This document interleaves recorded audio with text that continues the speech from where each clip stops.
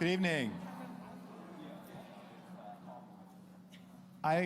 It's been so long, I don't even know how to behave. So when I say welcome back, it has special meaning because it's been 18 months since we've had a chance to get together in a room and share an event, not over Zoom. And so we're really, really grateful to be here and grateful to see everyone and students and friends from the community. And we hope it's the beginning of a great year at the IOP. I'm David Axelrod, by the way, the director of the IOP. And there couldn't be a more appropriate first event. We are all about democracy, making democracy work better. And there's nothing more fundamental to that than the vote. And access to the vote, free and fair elections. And all of that is up for debate today. It also happens to be National Voter Registration Day, so a very appropriate day to have this discussion.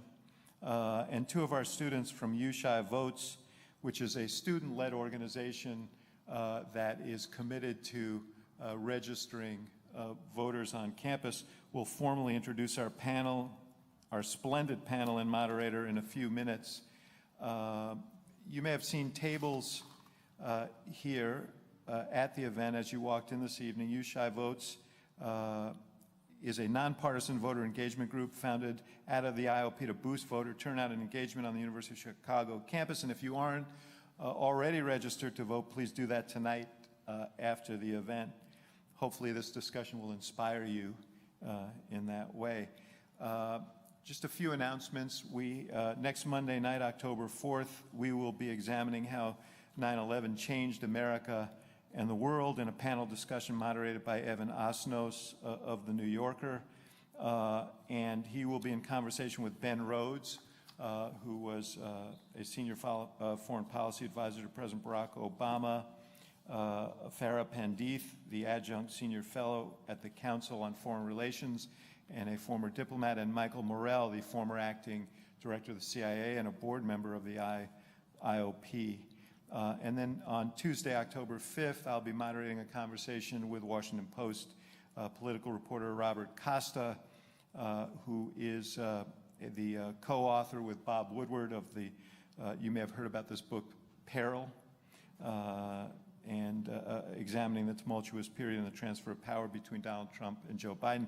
That will be a live taping of my podcast, The Axe Files, and there'll be Q&A to follow. And next Friday, join us for lunch with Lauren Baer, a nationally recognized civic leader who will share her personal story of running for Congress as a staunch advocate for LGBTQ plus rights and serving as a senior advisor in the State Department. This event will be hosted in partnership with the Spectrum LGBTQ Plus Alliance, a student-led civic organization program at the IOP. To learn more about all our upcoming events, please visit our website at politics.uchicago.edu and sign up for our newsletter. I have an exciting pleasure of introducing our new executive director, Zenot Rahman. So happy to have her here, and you'll be hearing a lot from her in the weeks and months to come. While she's relatively new in this role, she's not new to this campus. She's not new to this city. She is a native Chicagoan. She received a master's degree in Middle East Studies from U Chicago and was an IOP fellow in 2015. She came to the IOP from the Aspen Institute, where she was the director of the Inclusive America Project.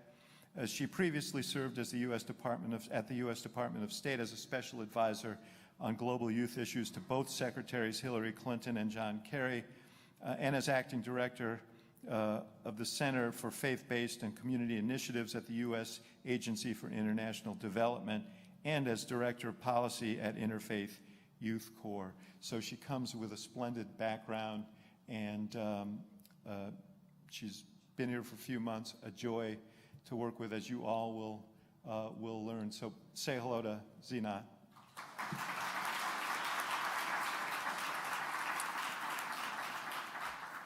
Couple of other housekeeping issues. We will be doing Q&A as usual after this panel. We'll open the floor to take questions from you in the audience. Please line up to ask your question. There'll be a microphone, in the center aisle?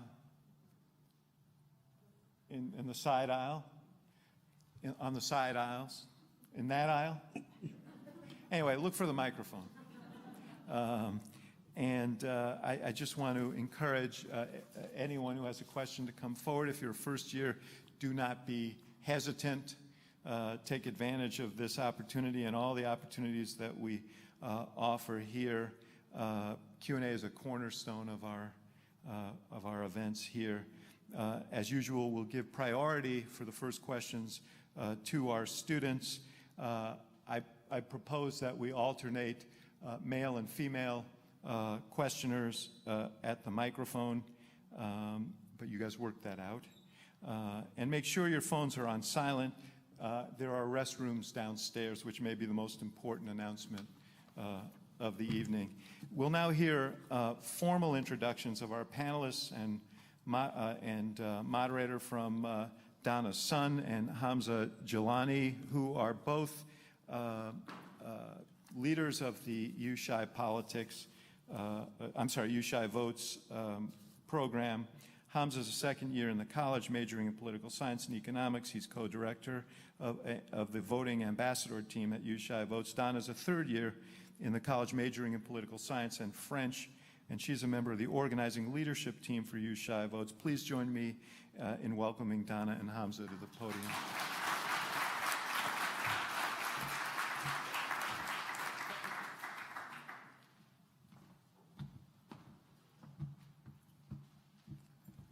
All right, thank you for the introduction, David.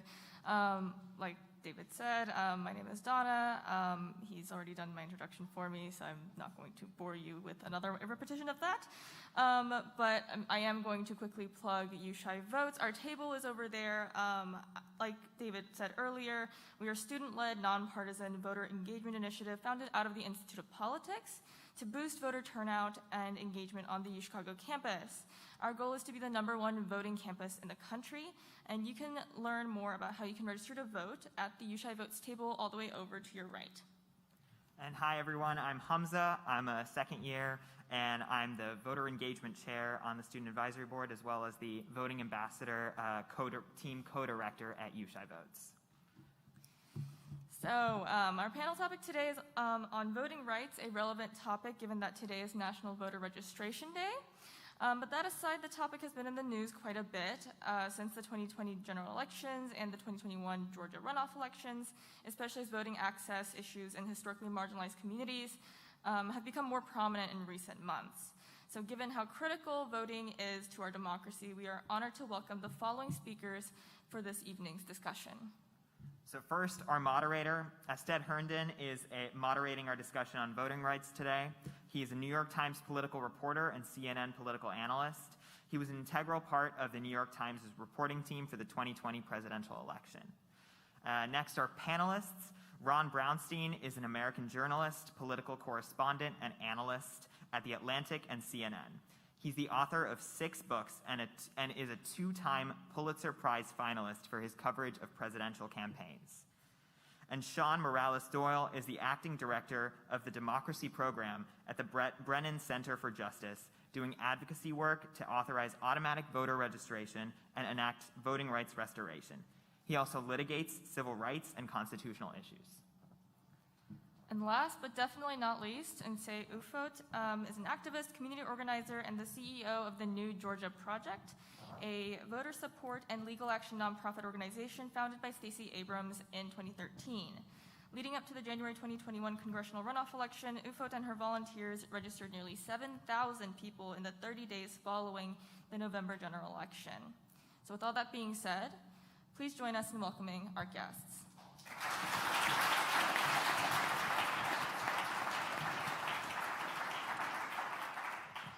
Thank you so much for having us. I appreciate the students for the introduction, and also to David for having us all here. I'm really excited about this I should also just say that, like a true millennial, I did not print my questions out, but wrote them on my phone. I promise you I'm not texting. But let's just jump straight into it. I have a couple questions that I want to kick off to start with all three, and then some that go to each of you individually based on the work that I know y'all do. The first is kind of gimmicky, but in the same way of like a State of the Union-esque topic sentence that we get from the president every year, I would like you all to give me that. What is the state of democracy? The state of our democracy is blank. Let's start with Ron. I would say we are facing the greatest threat to our underlying constitutional order and our basic democratic structure since the Civil War. So I take it that's not strong. Strongly imperiled. Nse? I'll say this, that we are rapidly approaching a multilingual, multiracial, multi-generational, progressive majority in this country, and that there's a pale, male, stale minority that is terrified about it, and they're doing everything in their power to fight the future. It's not possible. And if anyone has had a coworker that's about to get fired, or someone that's a partner that was about to get dumped, you know that like when they know that they're on their way out the door and they start like stealing office supplies and behaving really badly because the end is nigh, that's what we are experiencing. That's what we're living through in this moment.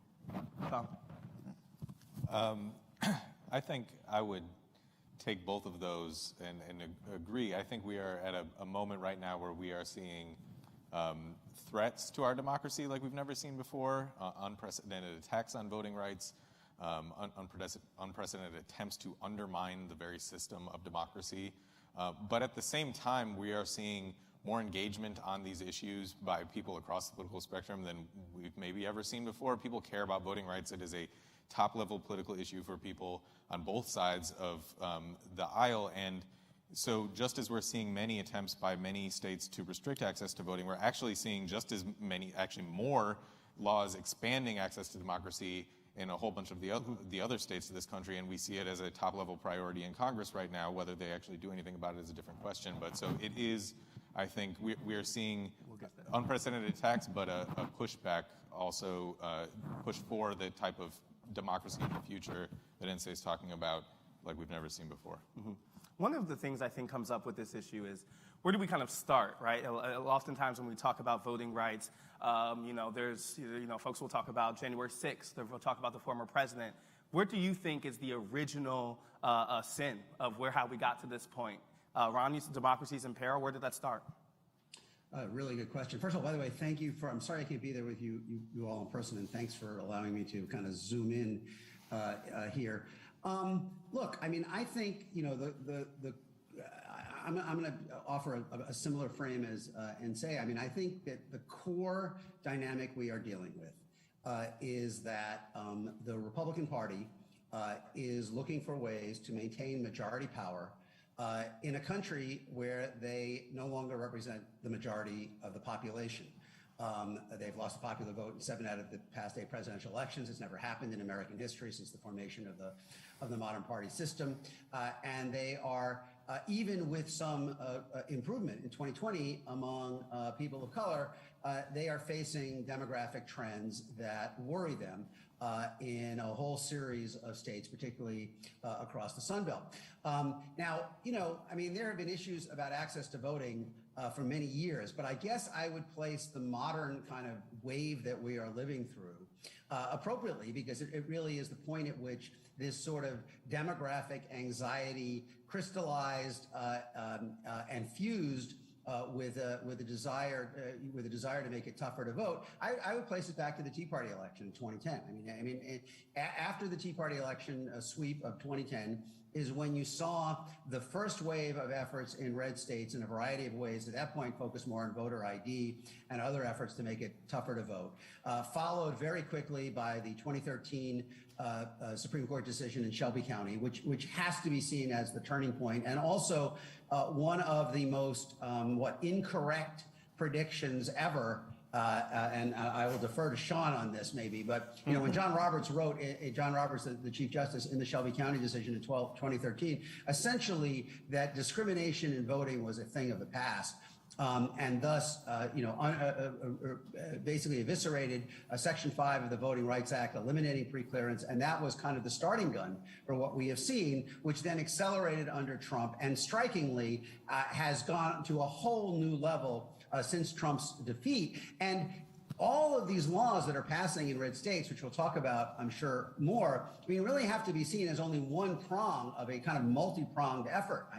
As we've seen in Georgia, Republicans are trying to increase political control over the counting and the administration of the vote. You are seeing kind of 2020 election deniers running for Secretary of State and other election positions. There's a whole series of steps that are underway to both suppress access to the ballot box, but also make it easier potentially to subvert the result in 2024. And it is, as Sean said, an open question whether Democrats are going to use the one lever they have available to them, which is their control of the Congress and the White House, to try to pass a federal legislation that would counteract these trends, or whether they are willing, in effect, to give Senate Republicans a veto and to run air cover for this kind of ground offensive that's going on in the red states.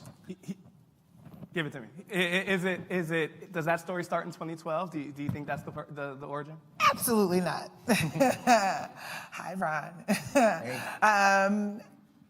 So I would flip the framing quite a little bit, that it is a lie that everyone has always had access to the franchise, right, in this country. That in fact, if you were not white, if you did not own property, if you did not have a penis, right, then you did not have the right to vote originally.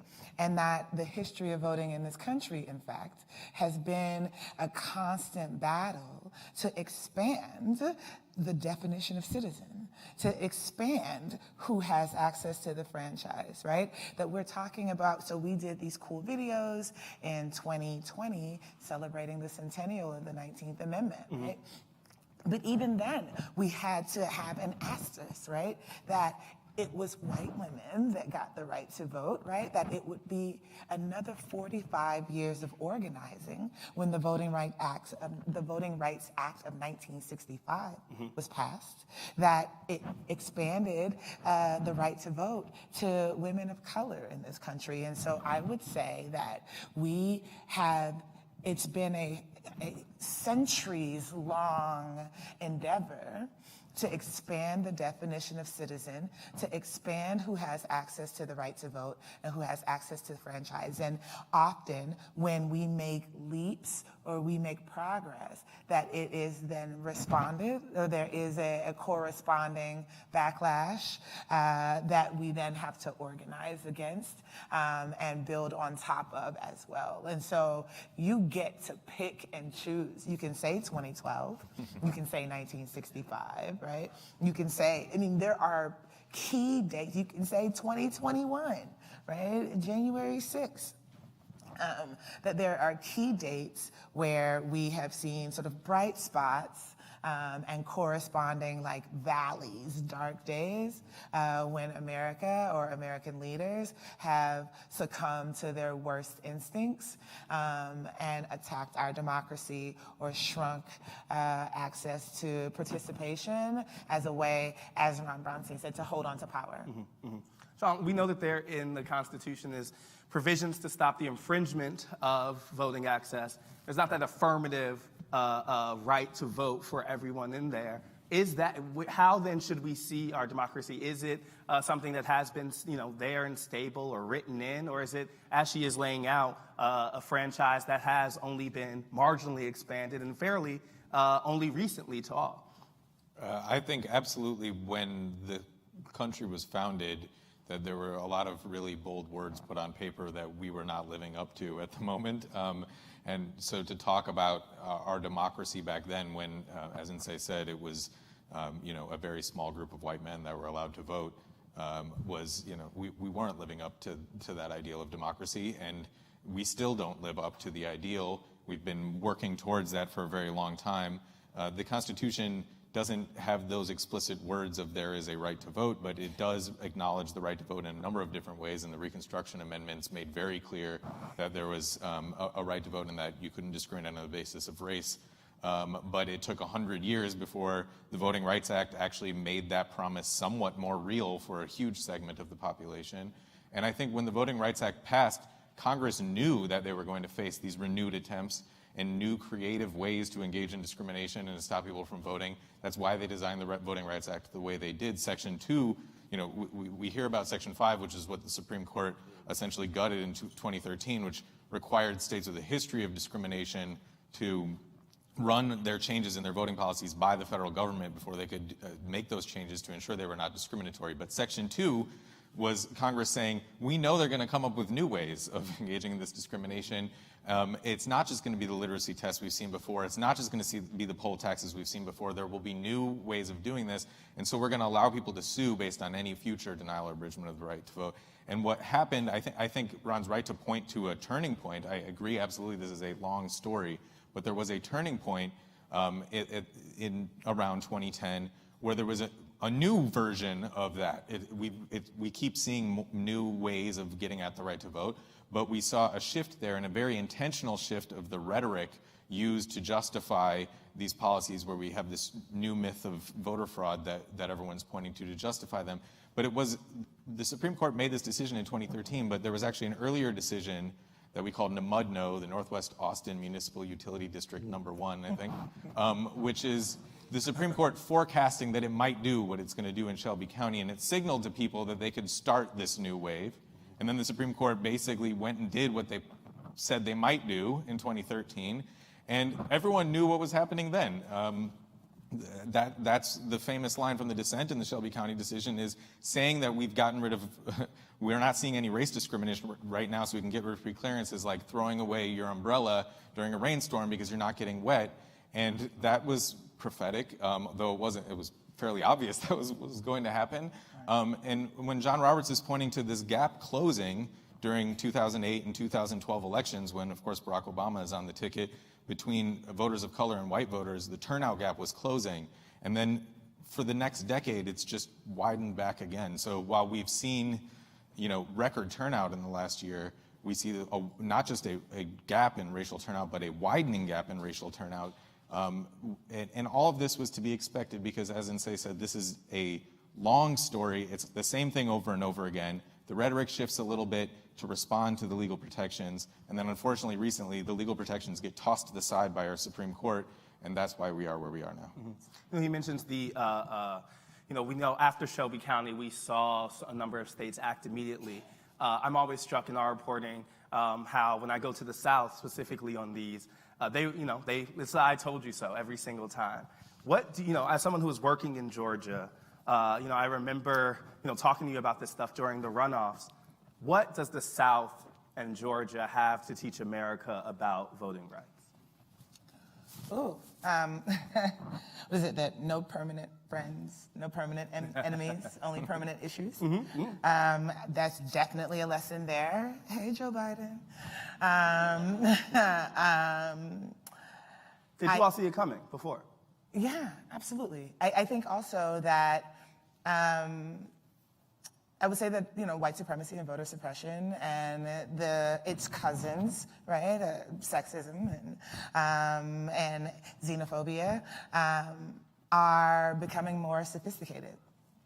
And that, when people often talk about voter suppression, I think that images of, and you've probably heard me say this before, that it conjures in some people's minds images of Bubba on the back of a pickup truck, right, with a shotgun, trying to intimidate black voters. But in fact, it has become much more sophisticated. And we refer to it as James Crow data scientist, or James Crow I have not PhD. heard that. I like that. PhD. And that, you can have a race-neutral approach that still renders the same outcomes and still makes it more difficult for poor people and rural folks and young people and people of color to vote and participate in our elections. And so I think that the lessons that we are learning is that modern problems require modern solutions. And so we have met the increased sophistication in voter suppression tactics with our own increased sophistication in our civil rights and voting rights organizing, right? Which is why we definitely still are in church basements and in housing projects and on college campuses, that we go to homecomings and we table at National Voter Registration Day, but we also build video games, right? That we have a super well attended Twitch channel, that we have a team of digital organizers that are constantly monitoring for misinformation and disinformation and working to inject truth about elections and voting into those conversations and inject truth about the vaccine, et cetera. But yeah, that it is our responsibility, it is our duty to meet, again, this more sophisticated James Crow, PhD, with our own sophistication. I think that those are the lessons. Ron, you mentioned when you were talking about the kind of state of play politically, how the Republican Party has sought to kind of make itself a majority through a minority of voters, and that falls along those racial lines. Is it that one-to-one to you that we are seeing these attempts at democracy, interference or subversion or suppression because it is because the racial demographics of the country is changing? Like, do you think that is a causational thing? Yeah, I think the short answer is yes. I mean, I don't think history is going to have any trouble kind of assessing the primary impetus of the entire Trump emergence and Trump movement, of which this voter suppression, is one part. And it is, I think, fundamentally a reaction among the voters who are the most uneasy about the way the country is changing demographically, culturally, and even economically. I've called this, since 2012, I've been calling this the coalition of restoration, as opposed to Democrats relying mostly on the places and people who are generally more comfortable with the way the country is changing, a coalition of transformation. And that's why I think, as I said, obviously the right to vote has been contested ground through our history, and we have been, the struggle to kind of expand the circle of inclusion is unending. But I do think we are clearly in a new phase or stage of that struggle that dates back to the backlash against Obama's victory, because his presence in the White House was a daily reminder to the voters who don't like the way the country is changing, that it in fact, it wasn't kind of Robert Young and Donna Reed anymore. I mean, there was a different America that was emerging. And if you look at this, at many of the states, not all, obviously there's Iowa and Montana, but many of the states, Georgia, Texas, Arizona, Florida, North Carolina, where there has been the most significant efforts to make it tougher to vote. One thing they have in common is what Bill Fry has called the cultural generation gap. I mean, those are states, what I've called the brown and the gray. Those are states where 2/3, 3/4, 4/5 of the senior population is still white.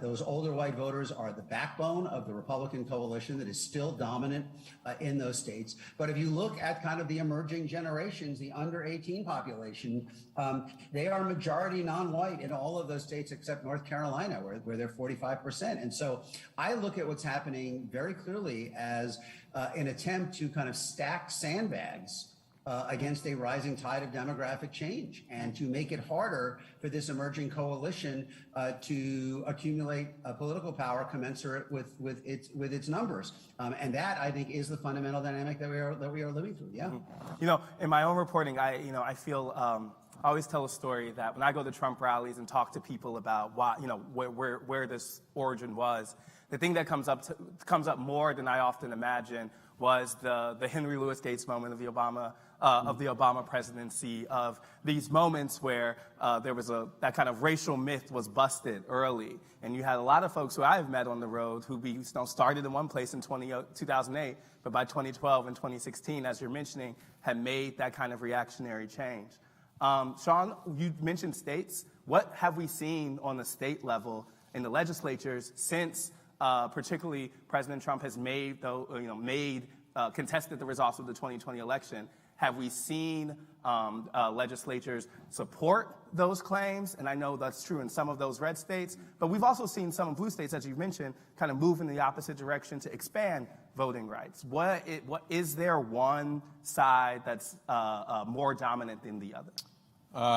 So I do want to say, I just to quickly pick up on something Ron said, I like the frame for this conversation, but I want to, and so I want to note that and highlight something that I think a lot of times when we talk about these bills, we talk about them in partisan terms and we talk about them as one party trying to hold on to power, and Ron said that, but he's also focusing on, we're all focusing on the fact that I think sometimes we give politicians a pass when we suggest that what they're doing is just about partisan politics and not about race. And so tying those two things together when they are actually tied together, I think is really important. It isn't just about trying to hold on to power for one party. It is actually about the fact that in many parts of this country, racial politics and party politics line up with one another. And it is actually about fear of the other. It's about that xenophobia. Mm-hmm. It's not just about, I want my party to win. It's about who's in that other party. And what we're seeing right now in the states are these divergent trends. One, I wouldn't say is more dominant than the other. If anything, we track every piece of legislation, voting rights legislation introduced in every state legislature across the country at the Brennan Center every year. We've been doing it for over a decade, and we have seen more bills restricting access to the vote this year than ever before. We have also seen more bills expanding access to the right to vote than ever before, and there have actually been far more bills expanding access, both introduced and passed. But I don't know that you could say that's the dominant trend, because there's almost an complete separation between the states that are doing these two things. And so just going by the number of bills doesn't really help you. If you look at the number of states, the last time we came out with a roundup of these laws in July, 18 states had passed 33 laws restricting access to the right to vote. And so, that's almost half the country that is moving in that direction, and then there's about half the country moving the other direction, which is really troubling because increasingly that means that your right to vote is dependent on where you live in the country, which should not be the case, obviously. But it is also troubling to see that, as we've been talking about, perhaps James Crow has figured out a lot of new ways to engage in voter suppression, and so these bills that we're seeing now are different than ones we've seen in the past. They're not just the voter ID laws from 10 years ago. They're new and creative and sometimes frightening ways to go after our democracy. Things like passing new criminal laws that criminalize legitimate behavior by elections officials, by poll workers, by voter engagement organizations that are trying to stifle and chill people who are trying to help voters. So they've already done everything to stop voters. Now they're trying to restrict the people that help voters and that make our democracy work.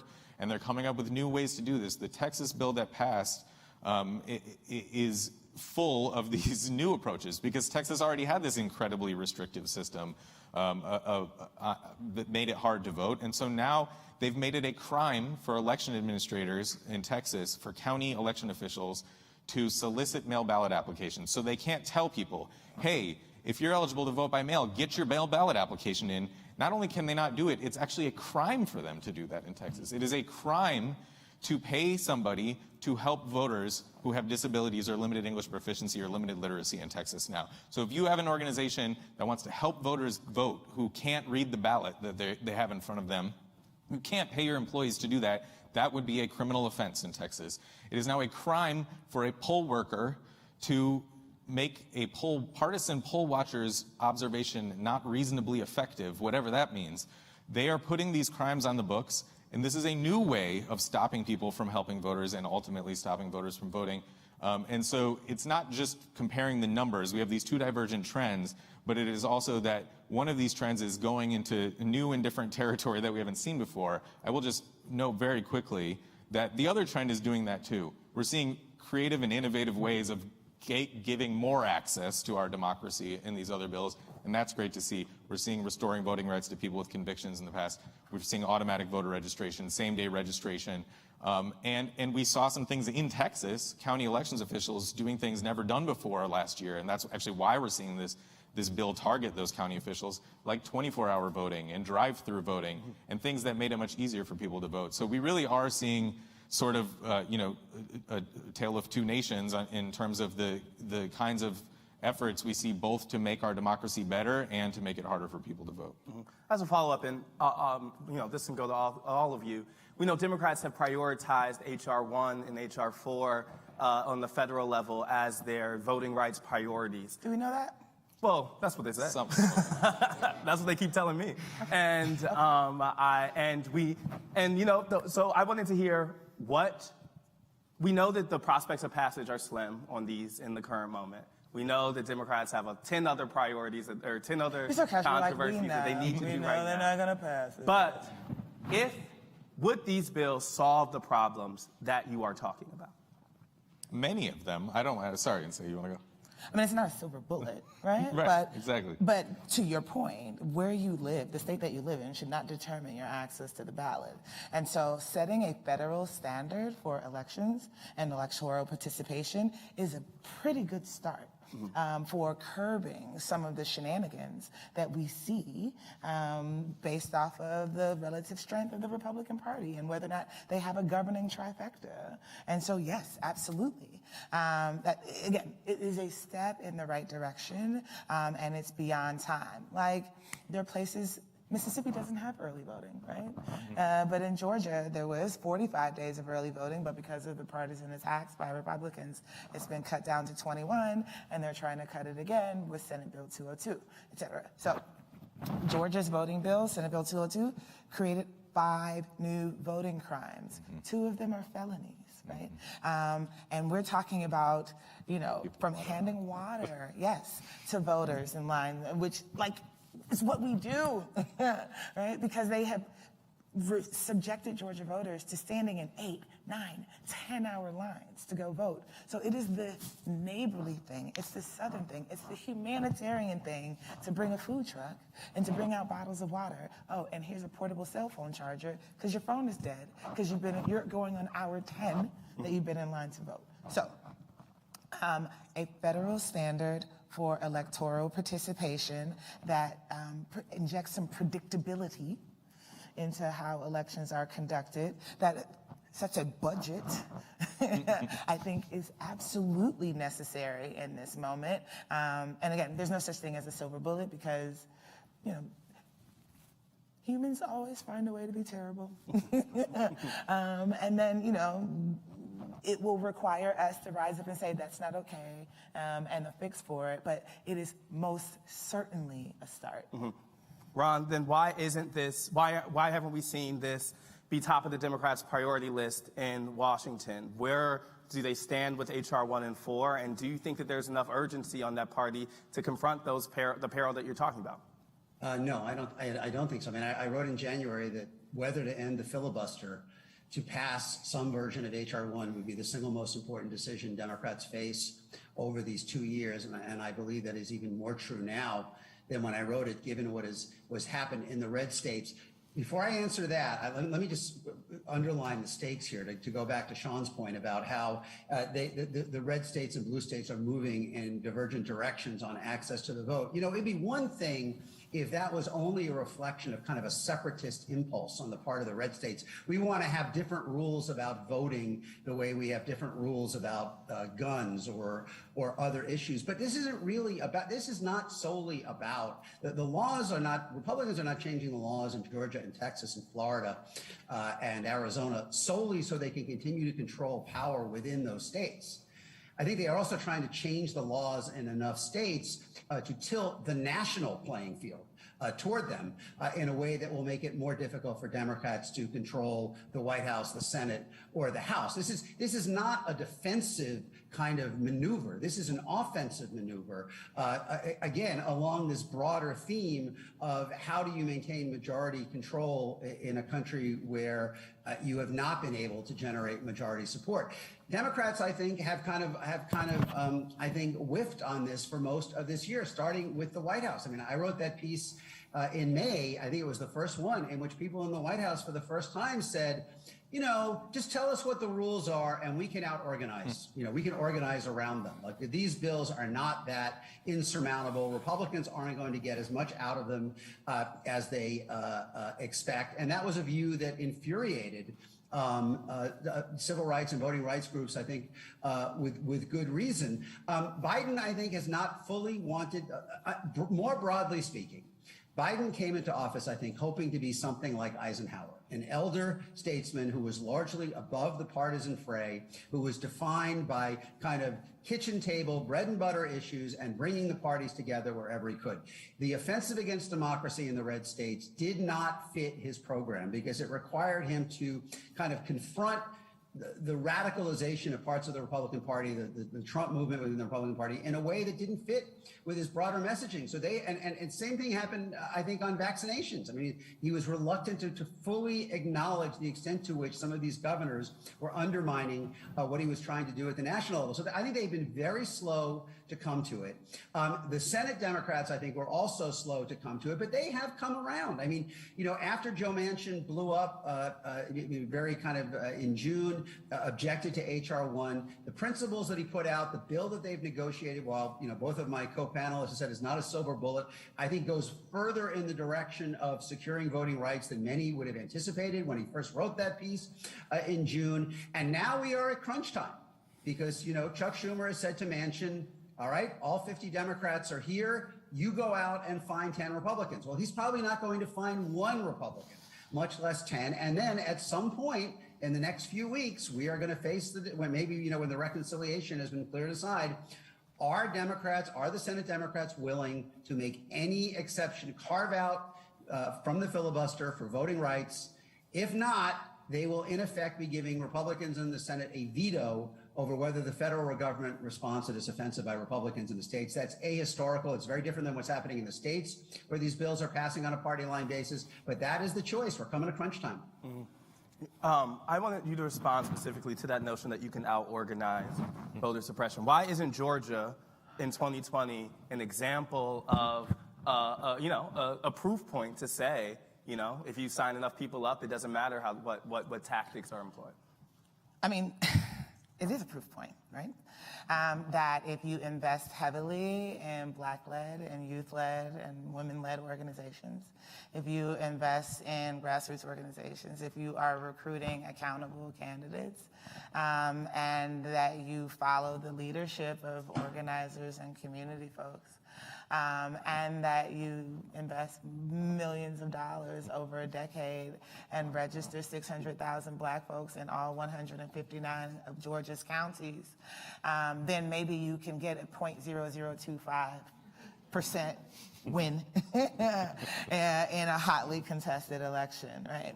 And then if you have the infrastructure that we had, that if you have a special election, a once in a lifetime, once in a generation, actually unprecedented election where there are not one but 2 United States Senate seats on the ballot at the same time. One of them running is like a handsome pastor who is literally only the 3rd person to command Martin Luther King's pulpit since he was assassinated, and then a 33-year-old, again, handsome Jewish kid from the North Atlanta suburbs, and a once-in-a-generation terrible candidate at the top of the ticket, or incumbent president.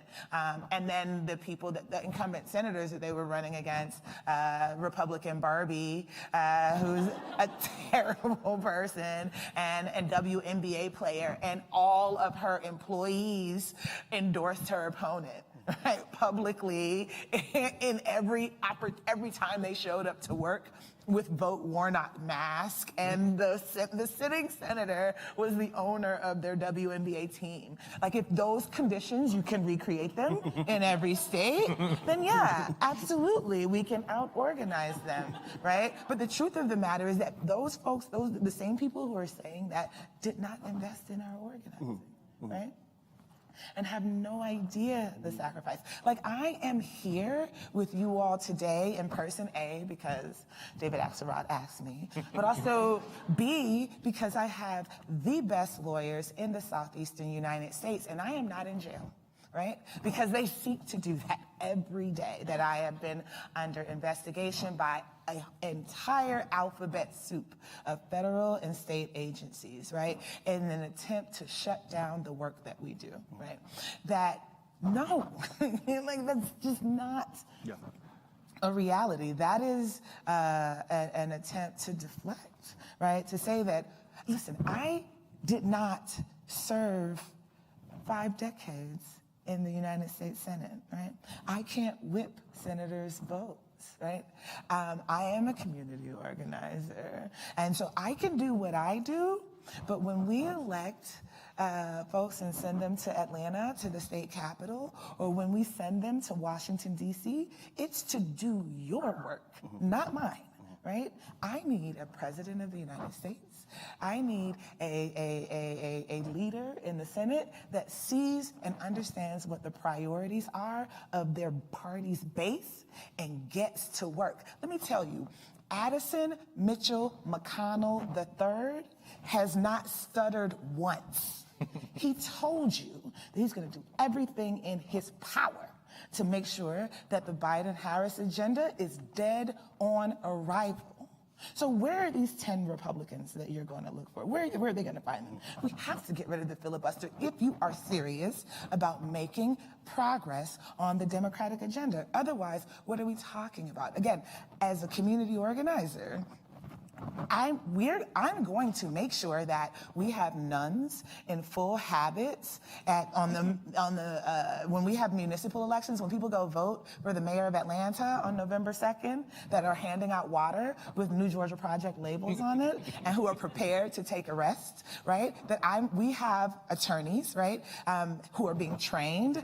Shout out to the Brennan Center and other organizations, because not since the Voting Rights Act of 1965 was passed have we needed a criminal defense bar that was skilled and knowledgeable about voting laws, right? That now we need criminal defense lawyers who understand these new voting crimes that are being passed in states all over the country. That was not a need before. And so guess what I am doing is going out and recruiting lawyers and finding smart people like Sean to train them, right? So that we are prepared for what happens on the ground.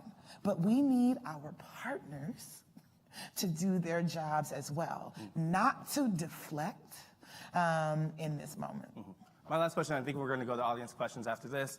Sean, I wanted to ask about election subversion specifically. We've talked a lot about suppression, we talked about Shelby, but there's also this growing threat, as you mentioned, in 2022, 2024, of officials who are knowingly disregarding the votes of communities. I was in Michigan, where the Republican Party there has totally wiped out a whole group of election supervisors to install folks some of whom were literally at the Capitol on January 6th. Yeah. How does our democracy overcome that threat, and how real do you think that threat is? I think it's a real threat. I think that when we talk about this wave of bills that passed this year, I want to be clear that most of those bills, the bills that were sort of seemingly aimed at giving partisan actors the power to overturn election results, and there were those bills, did not pass. This wasn't a year when we saw a bunch of those kinds of bills passing. That hasn't happened. But we've never seen those things being introduced before, and we've certainly never seen them almost pass. The Texas bill that did pass is different than the one that almost passed back in May before the Democratic members of the Texas House walked out and broke quorum. The bill that almost passed, that was hours from passing, contained a provision called Overturning Elections that was, not the worst of these, but it was a bad one. I hate that the Overturn Elections provision wasn't all that bad. I know, it was called that. It said that right at the top, underlined Overturning Elections. The sponsors of that bill, the next day after the Democrats walked out and it failed to pass, backed away very quickly from the Overturning Elections part of it. There were two pieces to that bill.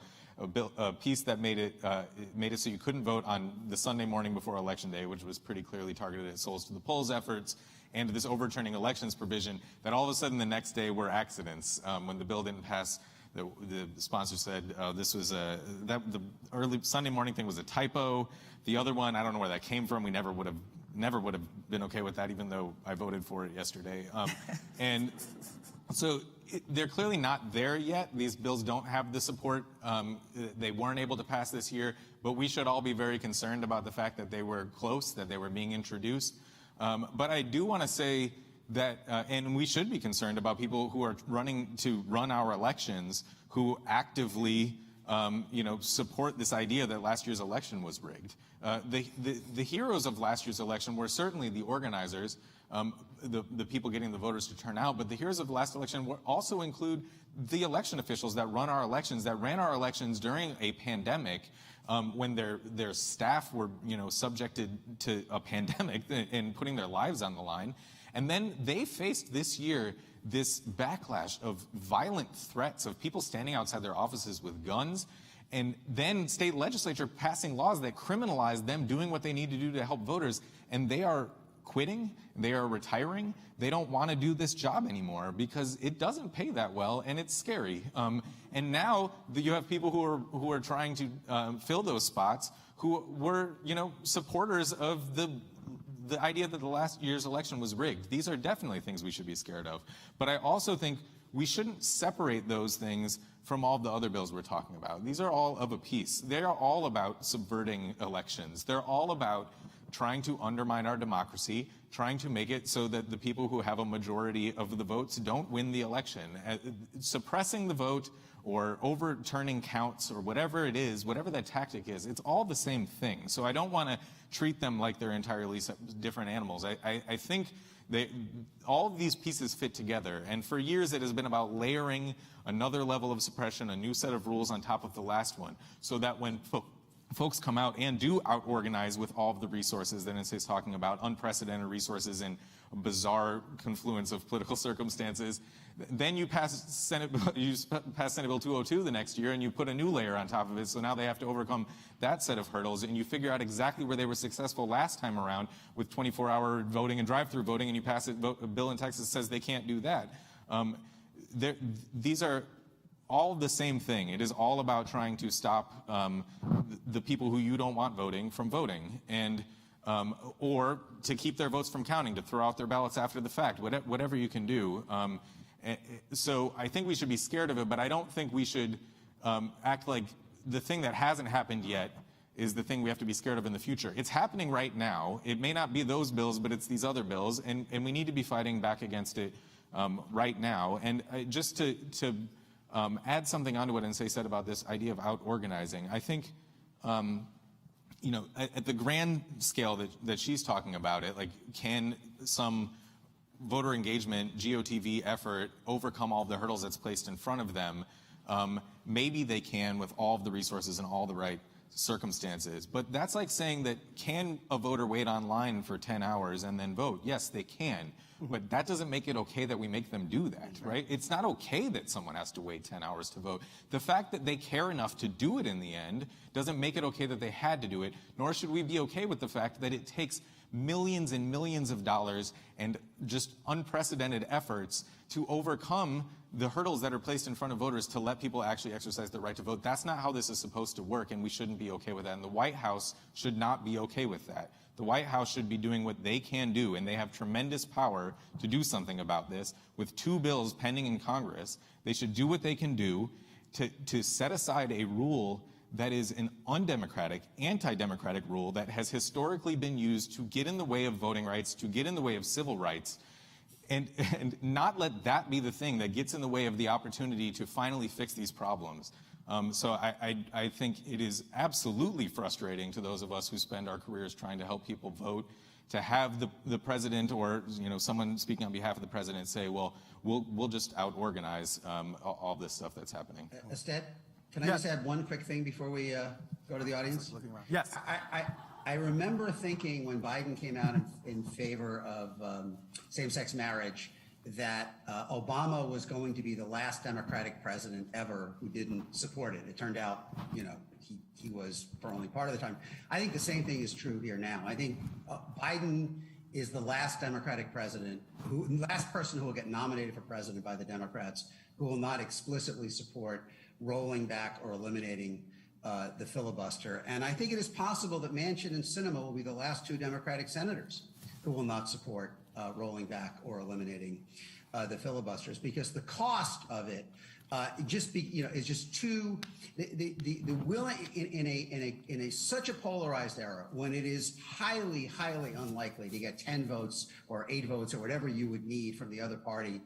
The idea of giving the minority party a veto over the majority agenda is just, I think, unsustainable, and especially when you consider that the things that Republicans care the most about, cutting taxes and appointing judges, including justices, they can do with majority vote. So I think this may be once the window closes, it may be a while till Democrats can have a unified control of a trifecta again.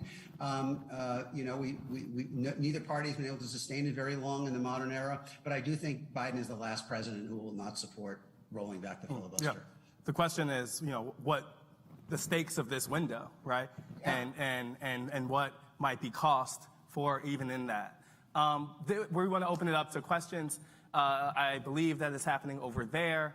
As we mentioned earlier, we are trying to prioritize students. We would love alternating and making sure we have voices cross-gender and also. So let's do it.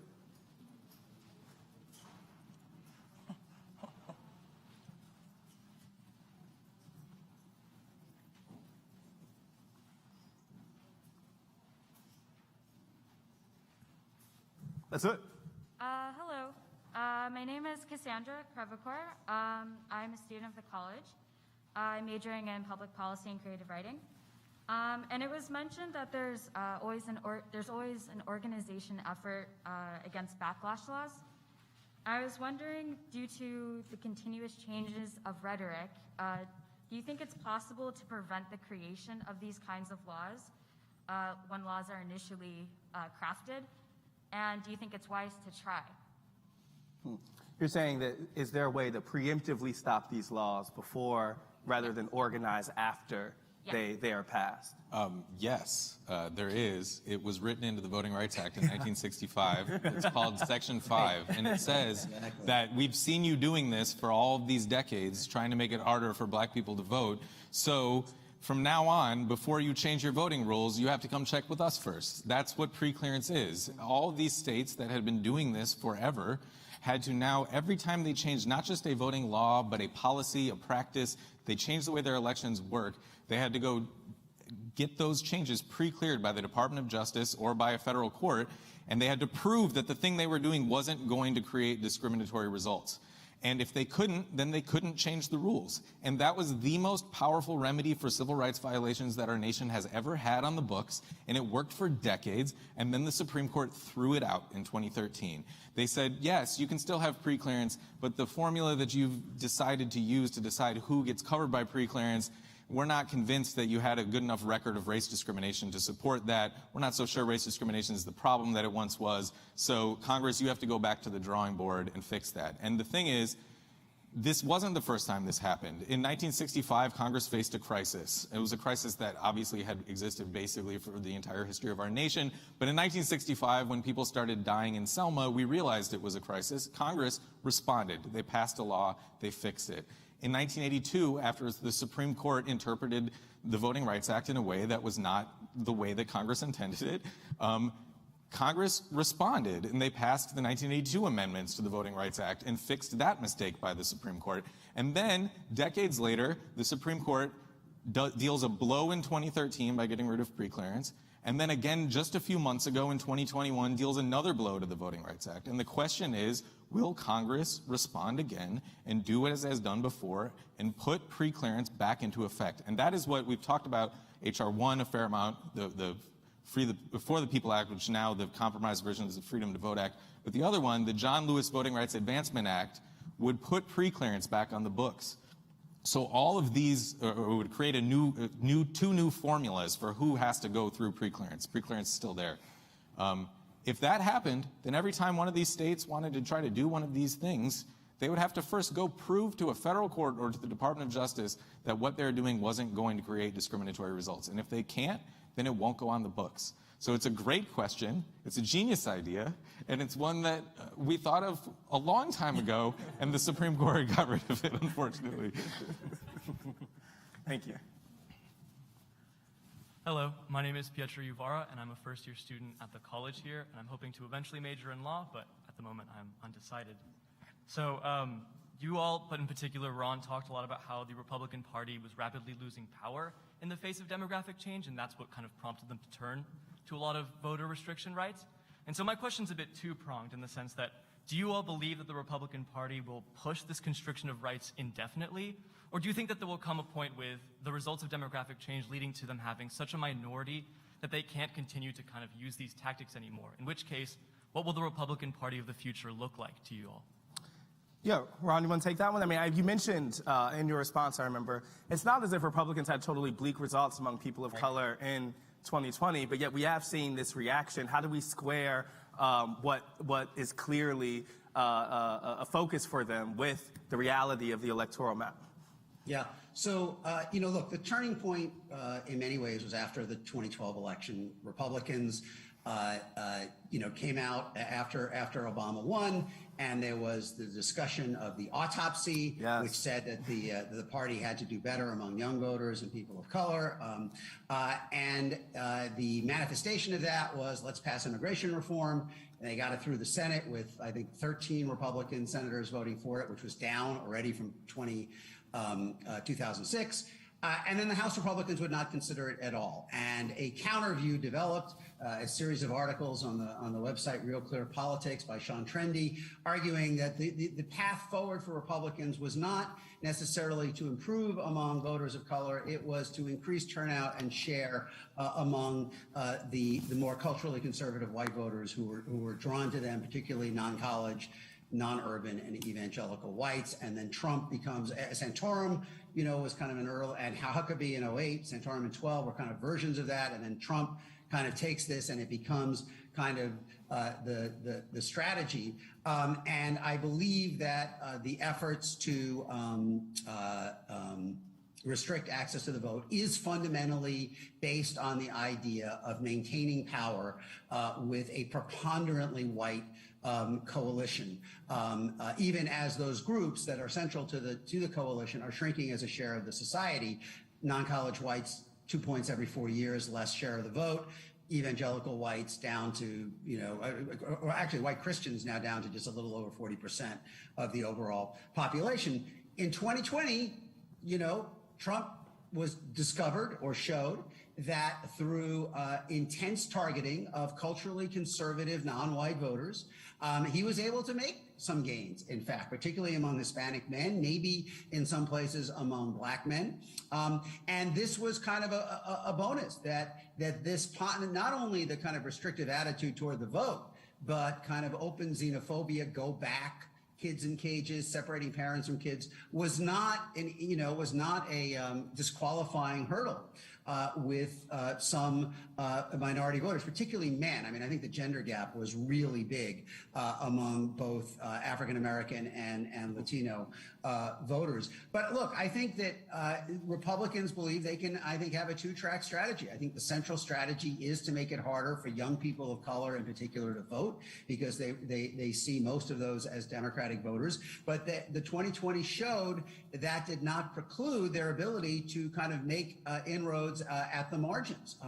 And I think you probably are going to see both pieces. But I don't think that Trump's gains among Hispanic and black voters, which still left Democrats with about 60% of Hispanics and roughly 90% of black voters, if I'm remembering the various exit polls, I don't think that those gains were enough to convince enough Republicans that they can kind of open the doors to this new generation participating. And I think on balance, as they are showing in state after state, their impulse is still restrictionary. Mm-hmm. I would also only add quickly that we should also not think of race as a fixed definition too, right? That what it means to be white and non-white can also change. Mm-hmm. Thank you. Hi, my name's Hannah Dominguez, and I'm a third year at the college studying political science. My question, because I'm from Northern Atlanta, is actually specific to tonight's discussion about Georgian politics. the kind of idea that I got from tonight's discussion was that because the odds were so stacked against Loeffler and Trump in the past elections, that is the reason for these exceptional results that we've seen. But myself and many of my family members and friends have taken these results as a sign of hope for Georgia's future to become more liberal and or progressive. I wanted to know, do you guys think that this was actually a fluke and could not be recreated within the next elections that we see for governor, senator, and eventually for president? Or is there more that needs to be done regarding organizing and legislation? Me. Can I? Yeah, but who should we go to on this one? Yeah. I'd argue that the results that we saw in 2020 and 2021, we should have seen a decade ago in Georgia, that it is because of this sort of sophisticated scheme of voter suppression laws and like the aggressive sort of leveraging of their platform. So you need to know that voter registration fraud, which they routinely accuse us of, carries with it a penalty of up to 10 years in prison and $100,000 in fines per form. And my organization has registered almost 600,000 young people and people of color in all 159 of Georgia's counties. So you can imagine that if they are successful, I mean, they won't be, knock on wood, right? But if they're successful, it would bankrupt us. It's only like $600 billion in fines. Math is hard. But yes, exactly. It would bankrupt us, right? But again, I absolutely take it as a sign of hope that for the first time in a long time in Georgia, that we were able to make sure that the will of the people was actually reflected in the results of our elections. And that I'd argue that the will of the people has been where the 2021 results are for quite some time, but we haven't been able to have it reflected in our election results because of the long-standing attacks on the franchise and the right to vote. Because what I will argue is that many people, we've talked a lot about Shelby versus Holder, which is this trash Supreme Court decision that happened in 2013. But the Georgia legislature passed its voter ID law 6 years before that, in 2007, right? And it passed pre-clearance, right? So it's been a long-standing effort to try to get the people's will out and to get their Republican thumb off of the scale. So you should be encouraged. This is our time. We will continue to organize. We will continue to double down. You're not crazy. You should be excited about it. But what it also means is that, that we won. And then we have to defend those wins beyond one election cycle, which means that we have to continue to organize. In the same way that, unique conditions helped Democrats in 2020, Donald Trump also has unique advantages too. And the Republican Party will, at least politically and electorally, need to create things that he was able to do. And so that is also something that Democrats and Republicans will have a challenge on. Thank you. Welcome. I think we have time for, if I read this correctly, 3 more questions.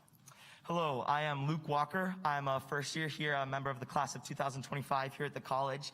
And so I was a poll worker in a rural county this election. And I was just curious for you guys, especially a community organizer, if you were aware of any strategies that, some of us here from rural communities could bring to our homes to sort of educate the community, especially with, the fake ideas of voter fraud. And to sort of, bring more awareness to rural areas, because I think we all know how important areas like Atlanta and Philadelphia were in this election. But I was just curious, any ideas on how we could sort of help educate the more rural areas of this country? Well, I would say, yes, we ran up the score in Atlanta, and that's important. But if Georgia is one of America's newest battleground states, it was one in the battleground counties in our state, which is what we call Georgia's rural black belt. So imagine like a prom sash, right? Going from like northeast Georgia across the state diagonally to southwest Georgia. That these are about 25 counties that are majority African American or a plurality of people of color, but mostly rural, right? And so I think that one, we got to start telling the truth about rural America, right? That oftentimes people use rural as code for white conservative, but the truth of the matter is that not only are there white progressives and white moderates there, but it's a bunch of black folks and Latinos and Asian Americans and people of color as well, right? So there's number one. I think number two, you know, there are no safe seats. I think it's time to start challenging assumptions, right? That we running people all over the state, right, including in, you know, red counties and in red cities. It's so funny, every time I think that we're done, like, having first, like the first woman, the first black person, like, there's just more opportunities to have first. And so I think that, you know, one, throw conventional wisdom out of the window, right? That you are trying to do something that appears like it hasn't been done in a while, meeting people where they are. And I'll tell you this, and I'll stop. The way that we train our organizers is that you have twice as many ears as you do mouths, right? And so you should be listening to people, and folks will tell you what their hopes are and what their fears are for themselves, for their families, for their communities, right? And that we work to connect the power of the vote, the act of the vote, to the thing that people told us that they care about, the change that they told us they absolutely want to see, or the thing that they can't stand to see continue, right? And so listen, because folks will, like, listen, you come with a relevant message, right? You come with the truth about the power of the vote and how it will impact the things that they care about. And then you start from there, right? But we don't lie to the people, ever. So we don't frame voting as a magic, like, silver bullet, but we talk about, in very plain and very practical terms, about the power of the vote. And again, the thing, because we're listening, the change that people told us in that community, they want to see. Thank you. Thank you guys all so very much. Thank you for being a poll worker. Yeah, for sure. Yeah. Hello, my name is Angeliki. I am a student in the college. So I'm from Indiana, a place that has kind of recently been known for purging voter rolls, and has been doing so for many years. And looking at Indiana voter suppression, to me, a lot of it seems to come down to one or two people, like the Secretary of State or some county official or a poll worker or something like that. And it's not necessarily always about the laws that are being passed. It's someone's subjective judgment of whether or not a vote counts. And if you're in a county of 500 people, well, your vote counts a lot. So I was wondering, what are your thoughts on kind of that, and especially when regards to local and state elections? How do we kind of address this imbalance of power, I would say? Sean? Sure. So first I'll say, in Indiana, I think you're right that election officials play a huge role, but I will also say that we have, at the Brennan Center, sued Indiana over a law that the legislature passed to make it way easier to purge voters off the rolls, and have repeatedly won. They keep appealing it and changing the law and appealing it, but we have been successful in stopping that law from going on the books. But they have, you're absolutely right to point to the power of elections officials, which can be, which usually I would say is wielded for good. Most elections officials of both parties and nonpartisan, and it sort of depends on where you're in the country, how they work, really are trying to do their best to make elections work and help people vote. There are, times when they're not, and because our elections are, because of the way our system works, local elections officials have a lot of power over local elections. We have this system where people in counties actually run elections across the country more than anybody else. It can really matter if you've got someone that isn't playing that role. I think that's one reason, as Nse was talking about, people should be voting based on the things that they can actually accomplish in their lives, and you need to tie it to those things. I think local elections officials, when they are elected, that's a race that matters a whole lot, and people aren't paying attention to it. Just like people talk about, when you're electing your DAs, or here in Illinois, your state's attorney, or judges. I think election officials are a thing that people don't pay any attention to. The state of Illinois is about to have a change in Secretary of State for the first time that I can remember, and people in Illinois, the Secretary of State isn't an election official, but in most states, the Secretary of State's an election official. People aren't paying attention to that election there any more than they are here, and the same for their local election officials. You need to, people should really be engaged in those elections, and then they should be engaged with those officials after the fact.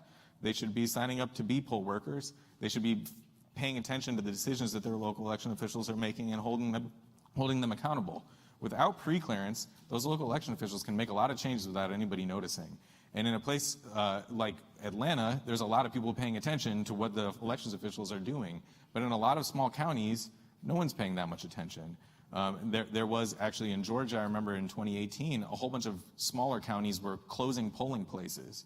And there were a lot of people paying attention in those local boards of elections meetings to see that this was happening.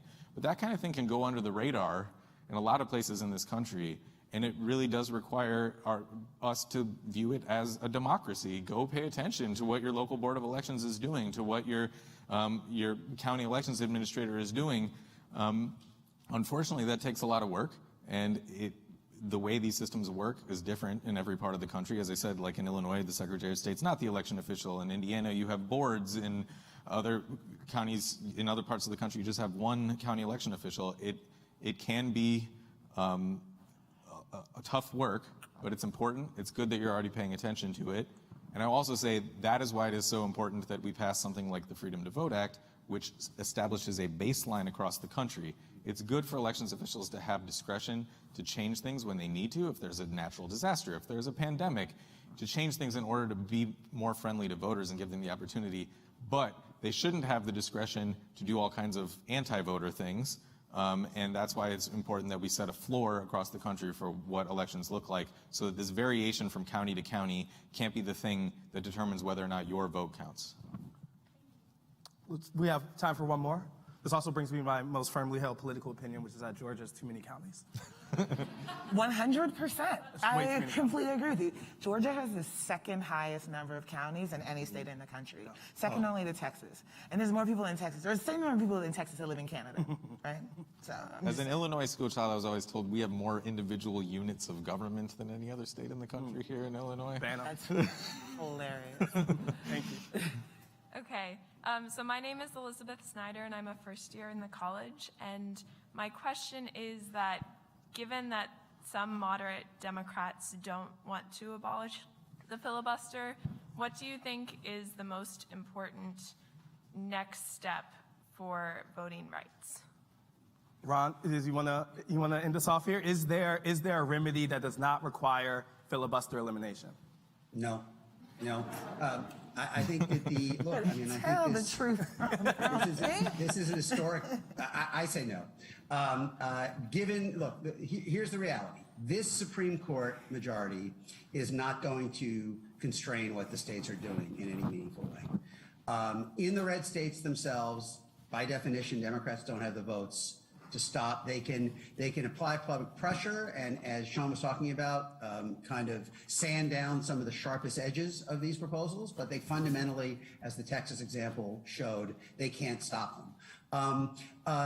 The one lever they have is they have this moment of unified control of government. And it is worth noting that the last 4 times a president went into the midterm with unified control of government, voters have revoked it. That was Trump in 18, Obama 10, Bush 6, Clinton 94. So it is a brief window where they have the opportunity to pass legislation that would set a national floor of voting rights.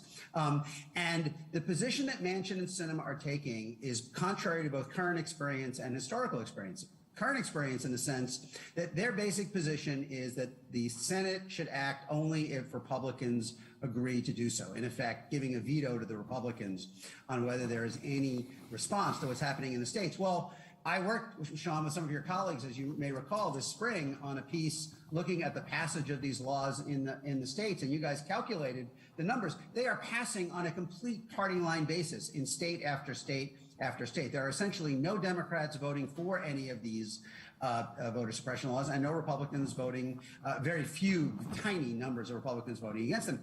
Then if you look historically, and we referenced the 14th and 15th Amendments before, by the Manchin-Sinema standard, neither of those would have been approved. because no Democrats in either chamber voted for either of them, because at that point, the only Democrats left in Congress were still allied with the white Southern former Confederates who were doing everything they could to prevent the freed slaves from exercising any civil or voting rights. So no, I don't think there is any plan B. I mean, I think that essentially the issue is whether Manchin and Sinema are going to give Republicans in the Senate a veto over whether the federal government responds to what Republicans in the states are doing. And, you know, they are not going to approve a broad retrenchment of the filibuster. And the hope is that they will accept some sort of carve out for voting rights legislation. And I don't think any of us knows whether they will do that. They've given no indication that they will, except there are those who are at least optimistic that Manchin would not have gone this far down the road of drafting his own bill, working with Democrats to kind of reach a compromise on that, simply to allow Republicans to kill it. So we'll see. Anyway, by the way, thanks for letting me be part of this again from the road. I really appreciate it. Thanks, Ron. Astead, our great panelists. Let's give them all a big hand.